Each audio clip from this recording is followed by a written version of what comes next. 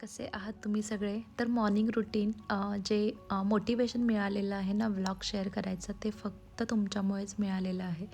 तर म्हटलं चला आजचं जे माझं मॉर्निंग रुटीन आहे सोबतच बऱ्याच काही गोष्टी आहेत की ज्या आता मी ॲड केलेल्या आहेत माझ्या रुटीनमध्ये.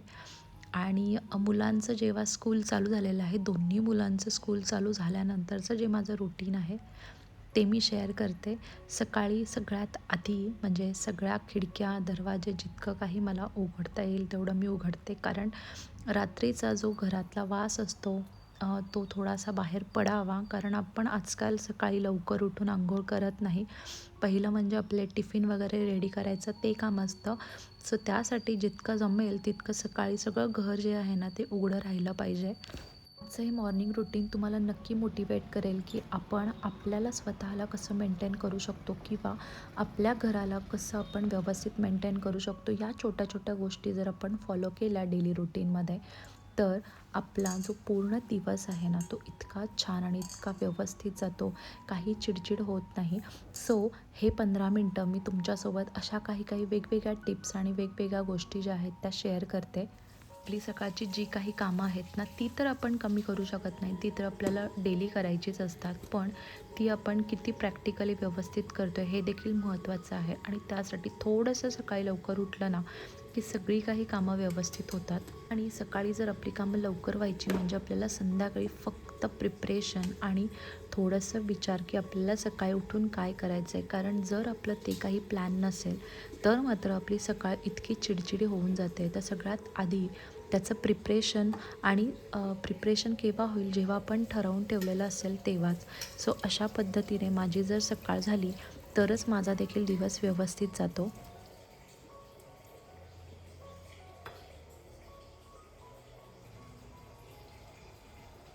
एखादं काम जर घाईघाईमध्ये चालू केलं तर ते काम आपल्याकडून कोणाकडूनच व्यवस्थित होणार नाही. आणि घाईघाईत केलेली प्रत्येक गोष्ट आहे ना ती आपल्याला नंतर जाऊन चिडचिड होऊन देते. त्यासाठी ज्या काही गोष्टी म्हणजे छोट्या छोट्या ज्या गोष्टी आपण ज्या डेली रुटीनमध्ये फॉलो करतो, जसं की जो काही किचनच्या ओट्यावरचा कचरा आहे ना तो मेन म्हणजे डायरेक्टली ओट्यावरती नाही टाकला ना तर खरंच आपल्याला परत किचनमध्ये जायची इतकी इच्छा राहते. अदरवाईज जर किचनचा ओटा जर असाच इकडे तिकडे कचरा पडला आहे, बटाट्याचं साल काढून तिथेच टाकलं आहे किंवा कांद्याचं जे साल काढून तिथेच टाकलं आहे असं म्हटलं तर मात्र आपल्याला परत किचनमध्ये जायची इच्छा होत नाही. सो जेव्हा पण आपण काम करतो ना तेव्हा ते एकदम व्यवस्थित केलं की परत किचनमध्ये जायची इच्छा होते.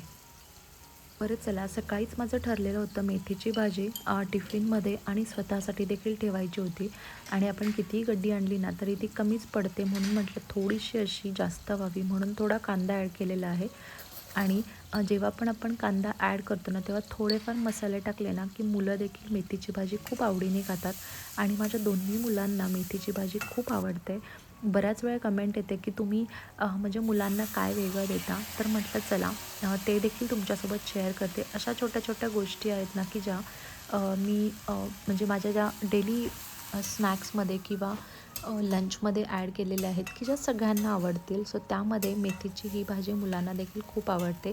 त्यामध्ये जर तुम्ही थोडंसं शेंगदाण्याचं कूट देखील ॲड केलंत पाणी टाकून तर खूप छान अशी लागते. आणि खरं सांगते तुम्ही नक्की या गोष्टी ट्राय करू शकता. थोडेसे गोडा मसाला जर याच्यामध्ये ॲड केले तर भाजी खूप छान लागते. आणि हो, कितीही काही म्हटलं ना तरी थोडीफार धावपळ सगळ्यांची होते. पण थोडीफार धावपळ होणं आणि खूप जास्त पळापळ होऊन आपल्यामधली सगळी एनर्जी जर सकाळीच गेली ना तर मग नंतर काही काम करायची इच्छा होत नाही. आणि हो, मुलांचे डबे टायमामध्ये द्यायचे म्हटल्यावरती धावपळ थोडीफार तरी होणारच आहे. तर चला असंच म्हणता म्हणता आरुची फक्त एक चपाती पहिले बनवून घेतली, त्याला पहिले स्कूलमध्ये पाठवलं आणि त्यानंतर जे काही स्पृहाची तयारी आहे ना ती करून घेतली.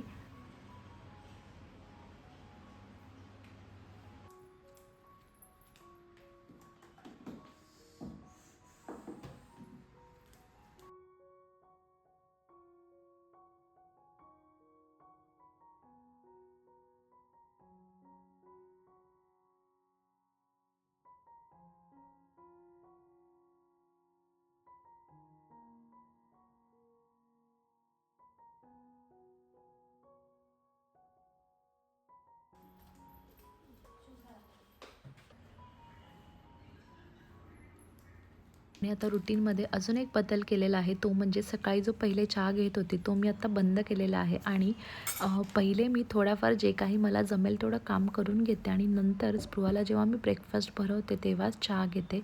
अशा त्या दोन्ही गोष्टी मी एकत्र करते. चपात्या सगळ्या करून घेतलेल्या आहेत आणि त्यानंतरच तिच्या टिफिनची किंवा तिच्या ब्रेकफास्टची तयारी करून घेते. म्हणजे मग परत चपातीसाठी काही पसारा होत नाही. आणि जेव्हा पण चपाती आपण करतो ना तेव्हा त्याच्याखाली मी नेहमी एक मॅट टाकून देते, कारण पीठ आपलं इकडे तिकडे सांडतंच आणि ओटा पूर्ण खराब दिसतो आणि मग नंतर काही परत तयारी करायची असेल तर मग करायची इच्छा होत नाही.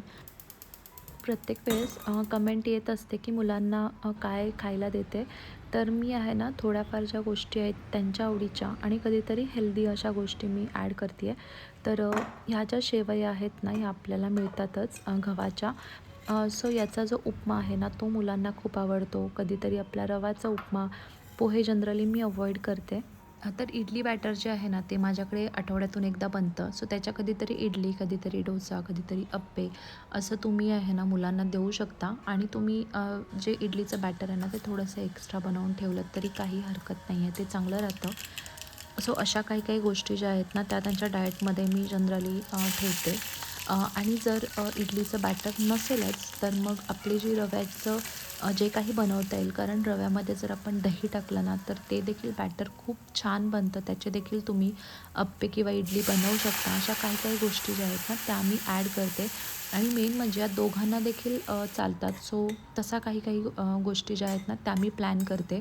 कधीतरी मुलं हे देखील खाऊन कंटाळतात. सो तेव्हा कधीतरी मग मी मॅकरोनी, पास्ता अशा गोष्टी ज्या आहेत ना त्या ॲड करते.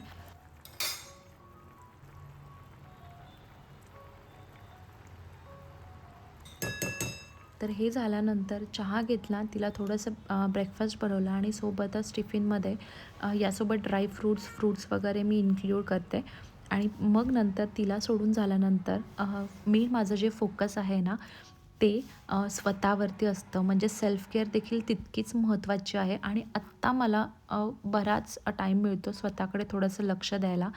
सो थोडीशी एक्सरसाइज आणि मग त्याच्यासोबतच घर जे आहे ना ते मॅनेज करणं देखील महत्त्वाचं आहे. रुटीनमध्ये मी माझं जे सेल्फ केअर आहे किंवा जे काही गोष्टी मला करायच्या आहेत त्या मी करून घेते आणि सोबतच घर देखील मॅनेज करणं महत्त्वाचं आहे. कारण आपण म्हणतो की घर मोठं आहे, मोठं पाहिजे, पण ते तसंच मॅनेज करणं देखील थोडंसं डिफिकल्ट होतं. पण त्याला देखील आपल्याला टाईम मॅनेजमेंट करायचं आहे.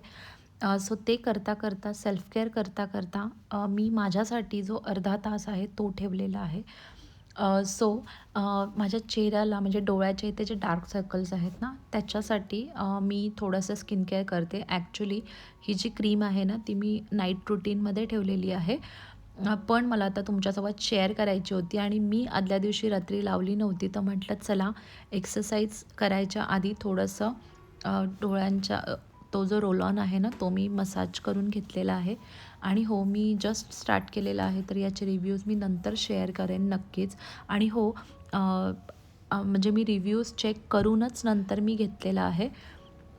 सो त्यानंतर थोडंसं आत्ता मी माझ्या पोटाच्या एक्सरसाइजकडे लक्ष दिलं आहे, कारण आत्ता घरचं लग्न आहे. सो त्यासाठी थोडीफार तयारी माझ्याकडून झाली पाहिजे. सो त्यासाठी थोडंसं फोकस जे आहे ते एक्सरसाइज आणि स्किन केअरवरती केलेलं आहे. सो ज्या काही गोष्टी मला ज्या जमतात पोटाच्या एक्सरसाइजेस त्या मी इथे तुमच्यासोबत शेअर करते.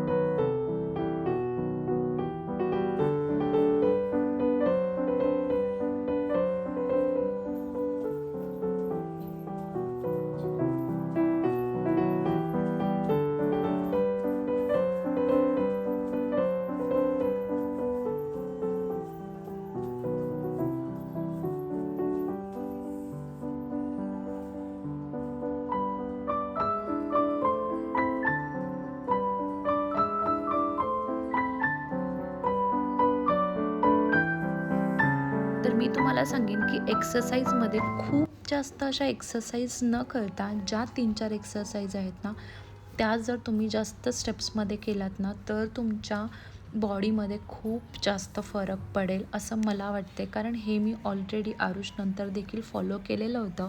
सो या मी काही 3-4 एक्सरसाइजेस आहेत, त्याच फक्त कंटिन्यू करते. आपण जर म्हटलं की मी आत्ता टी व्हीमध्ये बघून नवीन एक्सरसाइज करेन, तर ती शिकायला देखील वेळ लागतो आणि मग आपल्याला तेवढा वेळ नसतो. सो त्या ज्या काही मेन आहेत, म्हणजे मला माझं फक्त टमी फॅट जो आहे तो कमी करायचा आणि सोबतच मला माहिती आहे मी सूर्यनमस्कार केला तर माझा टमी फॅट देखील कमी होणार आहे. सो अशा मी काही काही गोष्टी ज्या आहेत ना त्या फॉलो करते. आणि हो, कधीतरी आपल्याला होतं की मला आज एक्सरसाइज करायची नाही आहे, खूप कंटाळा आलेला आहे. सो त्या टायमाला मात्र तुम्ही जो वॉक आहे ना तो तुम्ही करू शकता. एक तर तुम्ही सकाळी करू शकता किंवा नंतर देखील केला तरी काही हरकत नाही. काही इव्हिनिंग्स चं वॉक करतात. सो ह्या सगळ्या गोष्टी आपल्या बॉडीवरती वर्क करतात. एकदम महत्त्वाचं आहे ते म्हणजे याच्यामध्ये देखील कन्सिस्टन्सी. तुम्ही डेली काहीतरी तुमच्या बॉडीसाठी, तुमच्या टमी फॅटसाठी किंवा तुमच्या फुल बॉडी फॅटसाठी करू शकता. सो मला जे काही जमतं ते मी आज तुमच्यासोबत शेअर केलेलं आहे. आणि मग त्यानंतर डेली रुटीनमध्ये हे जे डस्टिंग आहे ना, हे सगळ्यात महत्त्वाचं आहे. सो या छोट्या छोट्या गोष्टी ज्या आहेत ना, ह्या मी माझ्या डेली रुटीनमध्ये डस्टिंगमध्ये ठेवते. जसं की बेड नीट करून घेणं, जे काही माझे ओपन शेल्फ आहेत त्याच्यावरून वरच्यावरती का होईना ड्राय डस्टिंग करून घेणं, कारण हे खूप महत्त्वाचं आहे. कारण आपली मुलं लहान आहेत. सो माझ्या डेली डस्टिंगमध्ये मी टी व्ही युनिटचा एरिया, त्यानंतर ही जी ओपन शेल्फ आहे ही मी अल्टरनेट डे ड्राय डस्टिंग करून घेते. आपला जो कॉफी टेबल आहे तो तुम्हाला डेली क्लीन करायलाच लागतो, आपण किती नाही म्हटलं तरी. तुम्ही बाकी कोणत्या गोष्टी नाही केल्यात तरी चालेल. तुमचा जो बेड आहे तो नीट करून ठेवणं. त्याच्यानंतर किचनचा ओटा डेली रुटीनमध्ये आपण किचनचा ओटा तर आपला म्हणजे माझा तरी दिवसातून 2-3 वेळा क्लीन होतच असतो. पण ह्या गोष्टी देखील महत्त्वाच्या आहेत. विंडोचे जे सेक्शन आहे तिथे तुम्ही अल्टरनेट डस्टिंग करू शकता आणि ह्या सगळ्या गोष्टींना एक 5 मिनटंच लागतात, खूप जास्त वेळ नाही. घर तुमचं छोटं असेल तर तुम्हाला एक 2 मिनटं लागतील. जो डस्टिंगचा कपडा आहे तो इझी गोईंग असेल असा ठेवला तर बरं पडतं. म्हणजे कुठेतरी एका ठिकाणी असं तुम्ही लपवून ठेवा आणि तिथूनच काढून त्याचं क्लिनिंग केलं तर तुम्हाला खूप काम इझी होईल. तो डेली क्लीन करायची म्हणजे कपडा डेली साफ करायची गरज पडत नाही. तुम्ही तोच सुका कपडा कुठेतरी एका ठिकाणी ठेवा आणि तिथूनच काढून तो क्लीन करा. सगळ्यात इझी काम होऊन जातं. त्यानंतर सिंक पोर्शन जो आहे तो माझा खूप खराब होतो. सो तो तिथे मी एकदा ओल्या कपड्याने क्लीन करून घेते. आणि हे काम झाल्यानंतर माझी हेल्पर येते. कधीतरी ती लवकर देखील येते जेव्हा मी डस्टिंग करत असते. सो दोघीजणी सायमल्टेनियसली ही जी कामं आहेत ती करत असतो. आणि तुम्ही बघितलं असेल की हे काम करताना म्हणजे घरामध्ये मुलं नाही आहेत तेव्हा मी आधी देखील हे शेअर केलेलं आहे की जेव्हा पण मी घरातलं काही काम करत असते ना तेव्हा नेहमी गाणी ऐकतच चाललेलं असतं. सो तोच एक रिलॅक्स टायमिंग आहे की थोडंसं शांत राहतं. त्याच्यानंतर परत मला माहिती आहे की काही ना काहीतरी धावपळ राहणारच आहे. वर्किंग असेल तर ती कामं, नाहीतर मग काहीतरी शूट किंवा प्रमोशनल शूट्स जे आहेत ते मी दुपारी जनरली करते. सो अशा पद्धतीने जे काही माझं जे रुटीन आहे ते मी शेअर केलेलं आहे. आणि हो, थोडासा उशीर मला होतो अंघोळ वगैरे करायला, पण जोपर्यंत घर माझं स्वच्छ होत नाही ना तोपर्यंत मला देखील अंघोळ केल्यानंतर अंघोळ केल्यासारखं वाटत नाही. सो हे सगळं झाल्यानंतर देवपूजा करून घेते आणि मग थोडा वेळ रिलॅक्स होऊन जे काही खाणंपिणं आहे ना ते होत असतं.